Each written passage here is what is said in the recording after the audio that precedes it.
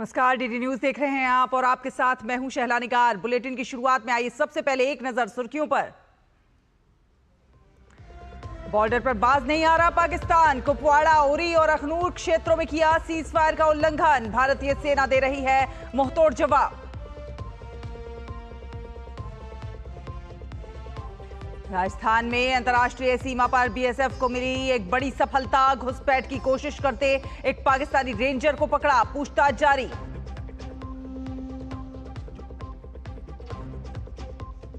कड़ी सुरक्षा के बीच आज देश भर में होगी नीट यूजी परीक्षा। 22,70,000 से अधिक अभ्यर्थियों ने कराया है पंजीकरण। एनटीए ने अफवाहों और भ्रामक सूचनाओं से सावधान रहने की दी सलाह।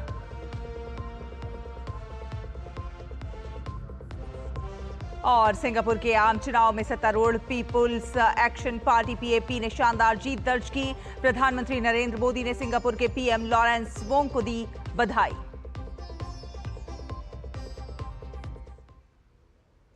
चलिए खबरों को विस्तार से देखते हैं। आपको बता दें कि अपनी नापाक हरकतों से लगातार बाज नहीं आ रहा है पाकिस्तान। लगातार सीजफायर का उल्लंघन कर रहा है बॉर्डर पर। जम्मू कश्मीर के कुपवाड़ा, बारामूला, पुंछ, राजौरी, मेंढर, नौशेरा, सुंदरबनी और अखनूर के आसपास के जो इलाके हैं उनमें नियंत्रण रेखा के पार पाक सेना ने फायरिंग की है।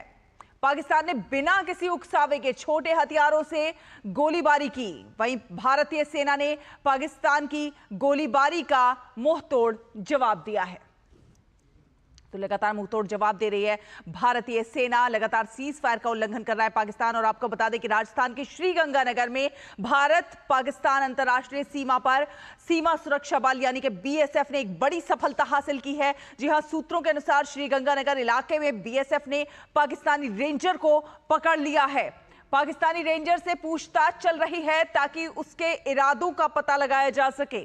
जानकारी के अनुसार यह कार्रवाई उस समय की गई जब पाकिस्तानी रेंजर भारतीय सीमा में अवैध रूप से प्रवेश करने की कोशिश कर रहा था। सूत्रों के अनुसार बीएसएफ के जवान सीमा पर गश्त कर रहे थे, तभी उन्होंने संदिग्ध गतिविधि देखी। सतर्क जवानों ने तुरंत कार्रवाई करते हुए पाकिस्तानी रेंजर को पकड़ लिया। घटना के बाद श्रीगंगानगर और आसपास के सीमावर्ती इलाकों में सुरक्षा व्यवस्था को और ज्यादा सख्त कर दिया गया है। बीएसएफ ने अतिरिक्त चौकसी बरतने के निर्देश भी जारी किए हैं ताकि किसी भी संदिग्ध गतिविधि को तुरंत रोका जा सके। स्थानीय प्रशासन और खुफिया एजेंसियां भी इस पूरे मामले पर लगातार नजर बनाए हुए हैं। तो सूत्रों के अनुसार बीएसएफ ने पाकिस्तानी रेंजर को गिरफ्तार किया है और उससे लगातार बातचीत जारी है। पाकिस्तान द्वारा लगातार सीज फायर उल्लंघन और श्रीगंगानगर इलाके में बीएसएफ द्वारा पाकिस्तानी रेंजर को पकड़े जाने पर ज्यादा बातचीत करने के लिए हमारे संवाददाता अश्विनी मिश्रा हमारे साथ जुड़ गए हैं। अश्विनी, राजस्थान के श्रीगंगानगर में जिस तरह से भारत पाकिस्तान अंतर्राष्ट्रीय सीमा पर सीमा सुरक्षा बल को यानी कि बीएसएफ को, हमारे जो सुरक्षा के जवान हैं उनको एक बड़ी सफलता हासिल हुई है, जिस प्रकार से पाकिस्तानी रेंजर को पकड़ा गया है, अब उससे पूछताछ की जा रही है। उसका इरादा क्या था यह जानने की कोशिश की जा रही है। किस इरादे से भारत में घुसने की कोशिश कर रहा था? जी शाला, ये सूत्रों के हिसाब से बीएसएफ ने पाकिस्तानी रेंजर को हिरासत में लिया है। वो टोह लेने के चक्कर में, जासूसी गतिविधियों के चक्कर में सीमा पार करके जब हमारे सीमा क्षेत्र में था, पाकिस्तानी सीमा क्षेत्र से निकलकर इधर जब वो जासूसी और अन्य टोही कार्य करने के इरादे से यहाँ पर था तो बीएसएफ ने उसको पकड़ा है और उससे लगातार पूछताछ चल रही है। निश्चित तौर से अभी जिस तरीके की स्थितियाँ हैं, जिस तरीके से पहलगाम आतंकवादी हमले के बाद दोनों देशों के बीच में तनाव है, तो सीमा पर अतिरिक्त चौकसी बरती जा रही है। अतिरिक्त जो है अंतर्राष्ट्रीय सीमा पर अतिरिक्त चौकसी बरती जा रही है। लाइन ऑफ कंट्रोल पर अतिरिक्त चौकसी बरती जा रही है। और पाकिस्तान के हमेशा इस तरीके की हरकतें होती है कि वो किसी भी तरीके से खलल डाले और किसी भी तरीके से टोही और अन्य जासूसी गतिविधियों को अंजाम दे। तो सूत्रों के द्वारा ये खबर की पुष्टि की जा सकती है। आधिकारिक रूप से अभी कहा जाना बाकी है, लेकिन बीएसएफ ने पाकिस्तान के एक रेंजर को अपने कब्जे में लिया है। वो श्रीगंगानगर सीमा, अंतर्राष्ट्रीय सीमा को पार करके भारतीय सीमा क्षेत्र में था। जब जासूसी और टोह लेने के चक्कर में यहाँ पर था तो उससे लगातार अब गिरफ्तारी के बाद पूछताछ की जा रही है। अगर अन्य क्षेत्रों की बात करें तो सुंदरबनी, नौशेरा, अखनूर, राजौरी, पुंछ बारामूला, उड़ी, इन सभी क्षेत्रों में पाकिस्तान ने लगातार 10वें दिन भी सीज़ फायर वायलेशन किया है। सबसे बड़ी बात यह है कि पहलगाम आतंकवादी हमले के बाद भी जब भारत पूरी तरीके से अभी संयम बरत रहा है, लेकिन पाकिस्तान लगातार उकसावे की कार्रवाई कर रहा है। उकसावे की कार्रवाई के तहत वो लाइन ऑफ कंट्रोल और यहाँ तक कि पिछले 2 दिनों पहले भी अंतर्राष्ट्रीय सीमा पर भी उसने सीज़ फायर वायलेशन का उल्लंघन किया था। भारतीय सेना आनुपातिक तरीके से समुचित जवाब दे रही है। पाकिस्तान के अनेक जो फ्रंट के जो पोस्ट जो कहे जाते हैं वो उनको काफ़ी नुकसान भी पहुंचा है, लेकिन पाकिस्तान अपनी नापाक हरकतों से आज वो कहीं ना कहीं पाकिस्तान अपनी नापाक हरकतों से अपने को अलग नहीं कर पा रहा है और लगातार सीमा पार से आतंकवाद को बढ़ावा देने के साथ साथ वो सीज फायर वायलेशन कर रहा है। अश्विनी, कहीं ना कहीं पाकिस्तान की बौखलाहट कहेंगे, कहीं ना कहीं डरा हुआ है और इस डर में वो जो है माइंड डाइवर्ट करने की कोशिश कर रहा है दुनिया का, सीज फायर वायलेशन करके। कहीं ना कहीं जिस प्रकार से भारत ने तमाम प्रतिबंध लगाए हैं और पहलगाम हमले के बाद से जिस तरह से एक्शन मोड में भारत नजर आ रहा है, कहीं ना कहीं उसकी बौखलाहट सीज फायर वायलेशन के जरिए नजर आ रही है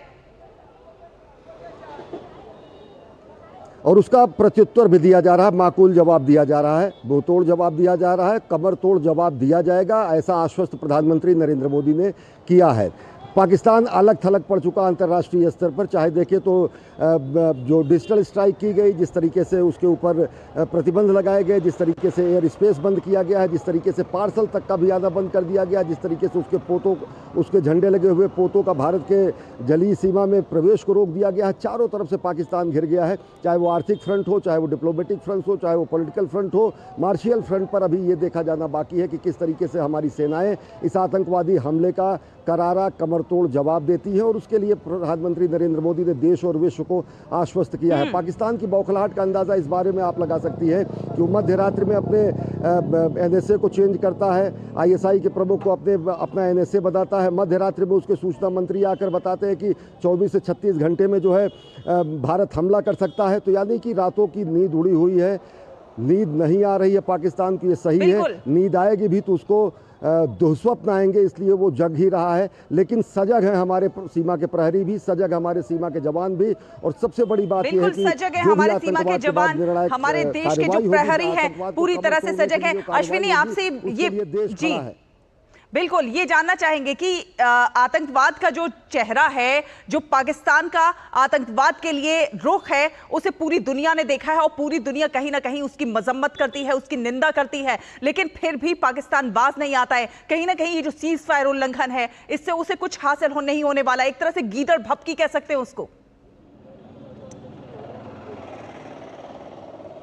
देखिए, डर जब होता है तो आदमी इस तरीके की हरकतें करता है। ये अंदर में बैठा हुआ डर है पाकिस्तान का, और साथ ही साथ ये अटेंशन सीकिंग कंडीशन है उसकी अंतर्राष्ट्रीय स्तर पर कि इस तरीके की जब घटनाएं होंगी और भारत कहीं ना कहीं इसका और ज़्यादा अभी आनुपातिक तरीके से, सेना कहती है आनुपातिक तरीके से आगे बढ़कर जब जवाब दिए जाएंगे तो उसको चिल्लाने का अवसर मिलेगा अंतर्राष्ट्रीय स्तर पर। पाकिस्तान की कोशिश यही है कि वो अंतर्राष्ट्रीय स्तर पर ज़्यादा से ज़्यादा देशों के जो है ध्यान आकृष्ट कर सके, UN में अपने ध्यान आकृष्ट कर सके, जो उसके मददगार देश है उनको ध्यान आकृष्ट कर सके। लेकिन कोई भी देश अगर देखे तो किसी भी तरीके से पाकिस्तान की इस हरकत का कोई भी शक्ति, अंतर्राष्ट्रीय शक्ति उसके साथ नहीं खड़ी है सिवाय चीन के। चीन उसे अपना सदाबहार हर मौसम का दोस्त बताता है। वो बातें अलग हैं अंतर्राष्ट्रीय परिस्थितियों में जो भी जैसी स्थितियां बनेंगी, लेकिन आतंकवाद के प्रश्रय को देना किसी भी देश के लिए डिप्लोमेटिकली पॉसिबल नहीं है। अमेरिका, रूस, यहाँ तक कि सऊदी अरेबिया और दूसरे अन्य देश जो हैं, सब ने ये कहा कि भारत को अपनी संप्रभुता का और अपने ऊपर हुए इस हमले का, जिसको प्रधानमंत्री नरेंद्र मोदी ने कहा कि देश की आत्मा पर हमला है, ये भारतीयता पर हमला है, कश्मीर की आवाम ने जिसको कहा कि ये हिंदुस्तानियत और कश्मीरियत पर हमला है, उस हमले का प्रत्युत्तर मुंहतोड़ जवाब देना, कल्पनातीत जवाब देना भारत उसके लिए अधिकृत है एक राष्ट्र के रूप में। और पाकिस्तान इसी स्थिति को, इसी अंतर्राष्ट्रीय स्थिति को देखकर बौखलाया हुआ है, आंखों की नींद उड़ी हुई है। शाला चलिए, बहुत बहुत धन्यवाद अश्विनी, ये तमाम अपडेट हमारे दर्शकों के साथ साझा करने के लिए। तो अश्विनी मिश्र बता रहे थे कि किस प्रकार से भारत के जो जवान हैं वो हर चीज़ का मुंह तोड़ जवाब देने के लिए पूरी तरह से मुस्तैद है, पूरी तरह से तैयार हैं और पाकिस्तान को उसकी हर हरकत का माकूल जवाब दिया जाएगा। और खबरों में अब आगे बढ़ेंगे, बात करेंगे नीट नीट यूजी परीक्षा की, तो देश भर के मेडिकल कॉलेजों के अंडर ग्रेजुएट कोर्सेज में दाखिले के लिए आज नीट यूजी परीक्षा 2025 का आयोजन होगा। परीक्षा का आयोजन नेशनल टेस्टिंग एजेंसी यानी कि एनटीए कर रहा है। इस बार परीक्षा के लिए 22,70,000 से अधिक अभ्यर्थियों ने पंजीकरण कराया है। नीट परीक्षा के लिए 500 से अधिक शहरों में 5,453 परीक्षा केंद्र बनाए गए हैं। पिछले साल नीट यूजी परीक्षा में गड़बड़ियों की शिकायतें सामने आने के बाद एनटीए ने इस बार सुरक्षा के पुख्ता इंतजाम किए हैं। इस बार 90% से अधिक परीक्षा केंद्र सरकारी स्कूलों, कॉलेजों और विश्वविद्यालयों में बनाए गए हैं। इन केंद्रों की जिला, राज्य और केंद्र स्तर पर त्रिस्तरीय निगरानी की जाएगी। प्रश्न पत्र और ओएमआर शीट पुलिस एस्कॉर्ट के बीच परीक्षा केंद्रों तक पहुंचाए जाएंगे और हर परीक्षा केंद्र के निरीक्षण के लिए ड्यूटी मजिस्ट्रेट की तैनाती की जाएगी। परीक्षा के पहले, परीक्षा के दौरान या फिर बाद में किसी भी प्रकार के कदाचार में लिप्त अभ्यर्थियों के खिलाफ सख्त कार्रवाई की जाएगी।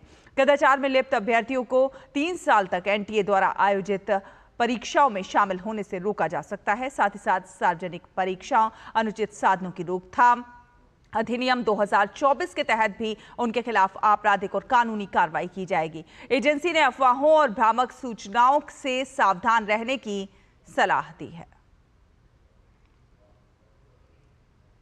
नेशनल टेस्टिंग एजेंसी ने नीट यूजी 2025 के बारे में अफवाहों और भ्रामक सूचनाओं से सावधान रहने की सलाह दी है। तो वहीं एनटीए ने परीक्षा से संबंधित भ्रामक और झूठी जानकारी फैलाने वाले 165 से अधिक टेलीग्राम चैनलों और 32 से ज्यादा इंस्टाग्राम अकाउंट्स के खिलाफ कार्रवाई की है। ये कार्रवाई एनटीए की सस्पिशियस क्लेम्स पोर्टल पर प्राप्त शिकायतों के आधार पर की गई है। ये कार्रवाई गृह मंत्रालय के अंतर्गत भारतीय साइबर अपराध समन्वय केंद्र के साथ मिलकर की गई है। एनटीए ने सभी छात्रों और उनके अभिभावकों से अपील की है कि वे किसी भी अनधिकृत व्यक्ति या फिर संस्था के झांसे में ना आएं। परीक्षा या दाखिले को प्रभावित करने का दावा करने वाले मध्यस्थों से दूर रहें। केवल एनटीए की आधिकारिक वेबसाइट पर दी गई जानकारी पर ही विश्वास करें। एनटीए ने कहा कि जो भी व्यक्ति या समूह छात्रों को धोखे में रखकर मेडिकल सीट दिलाने का झूठा वादा करेगा, उसके खिलाफ public examination unfair means prevention act के तहत सख्त कार्रवाई की जाएगी। और सारनाथ से भगवान बुद्ध के पवित्र अवशेष वियतनाम पहुंच गए हैं। इस पवित्र अवशेष को केंद्रीय मंत्री किरेन रिजिजू के नेतृत्व में एक उच्च स्तरीय भारतीय प्रतिनिधिमंडल वियतनाम लेकर पहुंचा है। इस दौरान वियतनाम के हो ची मिन शहर थान टैम मठ में भगवान बुद्ध के पवित्र अवशेष का आशीर्वाद लेने के लिए भारी संख्या में श्रद्धालुओं की भीड़ उमड़ी। ये पवित्र अवशेष संयुक्त राष्ट्र वेसाक दिवस समारोह के लिए 21 मई तक वियतनाम में ही रहेंगे। केंद्रीय मंत्री किरेन रिजिजू ने वियतनाम के हनोई में ट्रू क्लैम बौद्ध मठ का दौरा किया और इसे लेकर किरेन रिजिजू ने सोशल मीडिया प्लेटफॉर्म एक्स पर तस्वीर और वीडियो साझा कर लिखा कि आध्यात्मिक यात्रा के पड़ाव में ट्रू क्लैम बौद्ध मठ का दौरा किया, जो कि एक सर्वोच्च ध्यान केंद्र के रूप में प्रसिद्ध है। प्रकृति से घिरा ये मठ शांति में डूबा है। मैं भगवान बुद्ध की शिक्षाओं के साथ शांतिपूर्ण चिंतन के इस क्षण के लिए कृतज्ञ महसूस करता हूं।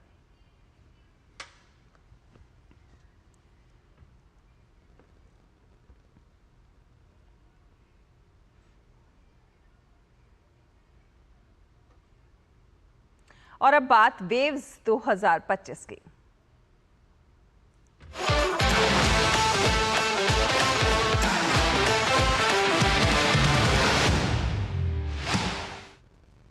तो मुंबई में चल रहे विश्व ऑडियो विजुअल एवं मनोरंजन शिखर सम्मेलन यानी कि वेव्स का आज समापन होगा।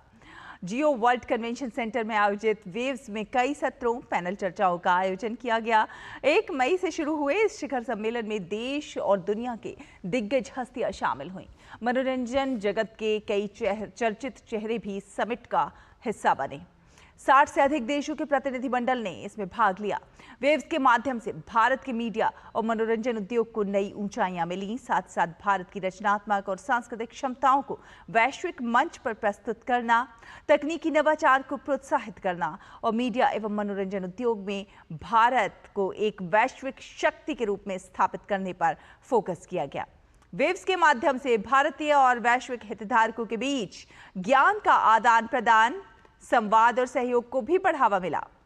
शिखर सम्मेलन में आज वीएफएक्स फिल्मों से संबंधित मास्टर क्लास होगी, तो साथ ही साथ changing dynamics of AVGC XR sector in AI era विषय पर चर्चा की जाएगी। इसके अलावा digital sculpting and film making using mobile camera पर वर्कशॉप का आयोजन किया जाएगा।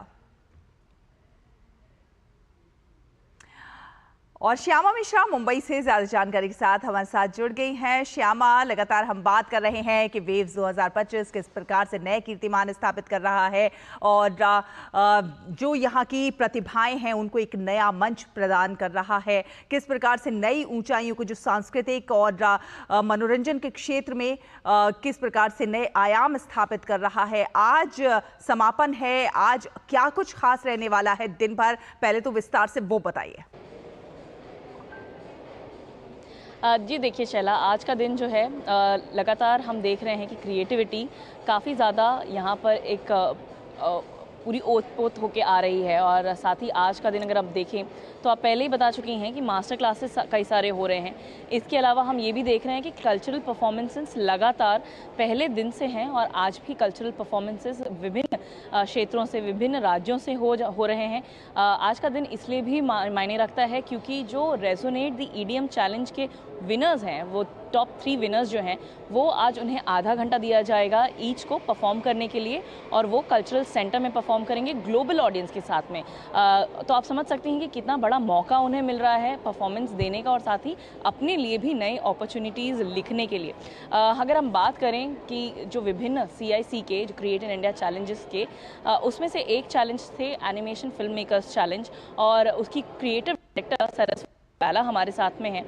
सरस्वती जी, अगर हम बात करें तीनों दिन की और आज लगातार चौथा दिन है, कैसे आप एक तरीके से समराइज़ करेंगी इसकी और आज का दिन में क्या एक्टिविटी होने वाली है? आज का दिन गए 3 दिन लग रहा है कि एक महोत्सव हो गया है। यहाँ पर हर एक का दिल इतना खुश है के लिए जो लोगों की आवाज़ कभी सुनाई नहीं देता था, अभी उनकी आवाज़, उनको थोड़ा सा कॉन्फिडेंस मिल गया कि मैं बोलूं, मेरा कोई सुनने वाला भी है। तो नरेंद्र मोदी ने जो कहा, हमारे जो ऑनरेबल प्राइम मिनिस्टर जी ने, कि it is a voice for everybody. So I think उसकी वजह से हर एक में वो एक उत्सव और एक जोश और आत्मनिर्भरता कि मैं कुछ कर सकती हूँ। बच्चों से लेके बड़ों तक सब एक दूसरे को पहचान रहे हैं, बोल रहे चलो हम दोनों साथ में कुछ काम करते हैं। तो ये जो यहाँ पे जो कॉन्वर्जेशंस हो रही हैं वो काफ़ी दिलचस्प हैं और दिल से हो रही हैं, दिल से दिल, लाइक इट्स लाइक दैट कि एक दिल से कोई दिल से बोल रहा है कि हम करें क्या साथ में, हम क्यों वेट करें किसी और का कि वो करें। बिकॉज ऑलरेडी जो ट्रस्ट मतलब जो हिंदी में क्या ट्रस्ट को क्या, भरोसा, जो भरोसा हम पर दिया गया है एज क्रिएटर्स, नरेंद्र मोदी जी ने रख दिया हम सब पे भरोसा कि भाई तुम करो। अब भरोसा मिल गया है तो बस जुड़ के काम करना है।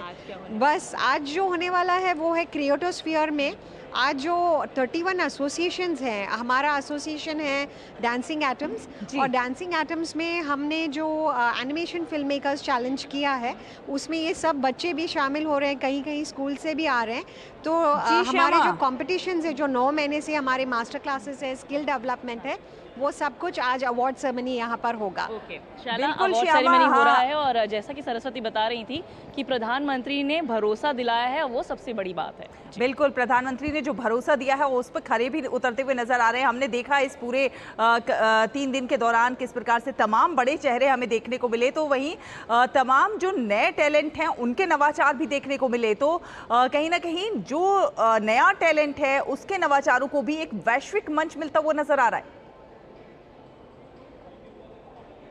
बिल्कुल बिल्कुल, और सरस्वती जी भी वही पहले बता रही थी कि जो नया टैलेंट है उन्हें प्लेटफॉर्म मिल रहा है। वो बता भी रही थी थोड़े समय पहले कि जो एनिमेशन फिल्म मेकर्स चैलेंज हैं उसमें 14 साल से लेके 80 साल तक के लोगों ने पार्टिसिपेट किया है और इसमें जो प्रोफेशनल लोग हैं उनसे कहीं ज़्यादा बेटर कंटेंट या बहुत पतली लाइन है डिफरेंस की कंटेंट क्वालिटी में, वो एमेचर्स ने दिखाया हुआ है कि बहुत अच्छा कंटेंट उन्होंने किया है। साथ ही हम जूरी से जब बात कर रहे थे विभिन्न चैलेंजेस की, तब उन्होंने भी ये बात बताई कि अब की जो समय के जनरेशन्स हैं उन्हें पता है कि 30 सेकेंडर्स की क्या महत्व है, 30 सेकेंडर्स का क्या वैल्यू है, और वो जानते हैं कि कैसे ऑडियंस को आप कैप्टिवेट कर सकते हैं। जैसे ये बता रही थी सरस्वती जी कि आज अवार्ड फंक्शन होने वाला है, हम देखेंगे कि कई सारे जो टैलेंट्स हैं वो सामने आएंगे और उन्हें एक तरीके से कॉन्क्रीट जो अपॉर्चुनिटी है वो आज मिल जाएगी। इसके अलावा भी ना सिर्फ विनर्स बल्कि कई सारे ऐसे टैलेंट्स हैं जो नहीं जीते हैं लेकिन उन्होंने अपने टैलेंट से जजेस को, जो यहाँ पर जो फंड देने वाले हैं, जो फाइनेंसर्स हैं, उन्हें काफी। चलिए श्यामा, आपसे आगे भी जानकारी हासिल करेंगे, जो कुछ दिन भर में अपडेट होगी उसका भी सार आपसे लेंगे। फिलहाल बहुत बहुत धन्यवाद ये तमाम अपडेट हमारे दर्शकों तक पहुंचाने के लिए। और अब आगे बढ़ेंगे खबरों में। आपको बता दें कि उत्तराखंड के 4 धामों में से एक श्री बद्रीनाथ धाम के कपाट वैदिक मंत्रोच्चारण और विधि विधान के साथ आज सुबह 6 बजे श्रद्धालुओं के दर्शनार्थ खोल दिए गए। बाबा बद्रीनाथ के जयकारों के साथ हजारों भक्त इस अद्भुत पल के साक्षी बने। श्री बद्रीनाथ धाम को भगवान विष्णु का निवास स्थान माना गया है। यह भी मान्यता है कि बद्रीनाथ धाम में भगवान विष्णु 6 माह निद्रा में रहते हैं और 6 महीने जागते हैं और सृष्टि का कार्यभार संभालते हैं।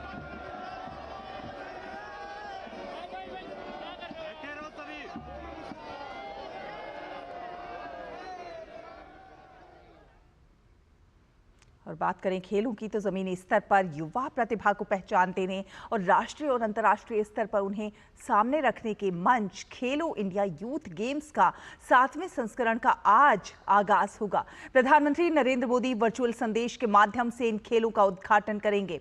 ये खेल 15 मई तक आयोजित होंगे। ये पहली बार है जब खेलो इंडिया यूथ गेम्स बिहार में आयोजित होंगे।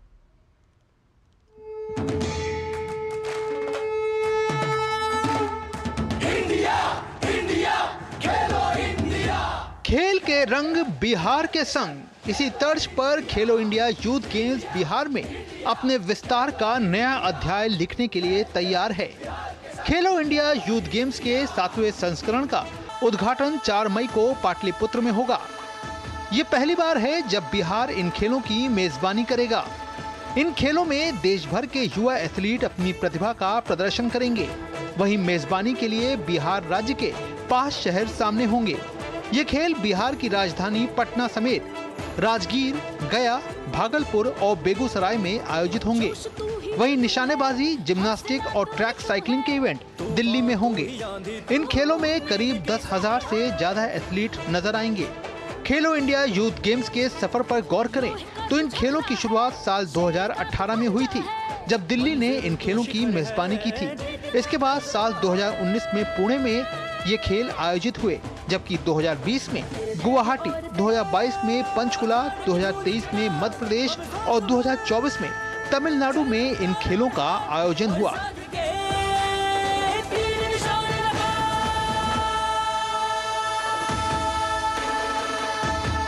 खेलो इंडिया कार्यक्रम दरअसल वो नीति है जो जमीनी स्तर पर न केवल खिलाड़ियों को सींचने का काम करती है, बल्कि राष्ट्रीय स्तर के लिए उन्हें एक आकार भी देती है। और इसी आकार के बल पर ये खिलाड़ी राष्ट्रीय स्तर पर पहले खुद को मांचते हैं और फिर अंतर्राष्ट्रीय स्तर पर अपनी पहचान बनाते हैं। और यही पहचान जो है वो उन्हें पदक दिलाने का काम भी करती है। कैमरामैन अरमान के साथ मैं गौरव कुमार, डीडी न्यूज़, दिल्ली। तो इसी के साथ इस बुलेटिन में फिलहाल इतना ही। डीडी न्यूज़ पर खबरों का सफर लगातार जारी है। आप देखते रहिए डीडी न्यूज़। नमस्कार।